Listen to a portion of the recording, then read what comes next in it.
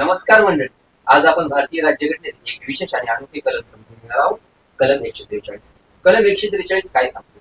भारतीय राज्यघटनेनुसार भारताचे राष्ट्रपती जर कोणत्याही महत्वाच्या कायदेशीर किंवा सार्वजनिक प्रश्नावर सल्ला हवा असेल तर तो ते थेट प्रश्न सुप्रीम कोर्ट ऑफ इंडियाकडे पाठवू शकतो.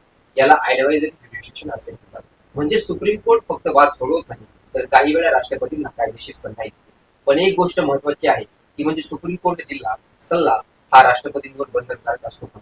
त्याचं उत्तर आहे नाही. तो सल्ला मार्गदर्शक असतो. अंतिम निर्णय घेण्याचा अधिकार राष्ट्रपतींकडेच राहतो. इतिहासात काही महत्वाच्या प्रकारांमध्ये कलम 143 वापरण्यात आले आहे. उदाहरणार्थ 1993 साली अयोध्या संदर्भात राष्ट्रपतींनी सुप्रीम कोर्टकडे प्रश्न पाठवला होता. कलम 143 हे भारतीय लोकशाहीला संतुलन राखण्यासाठी अत्यंत महत्वाचे आहे.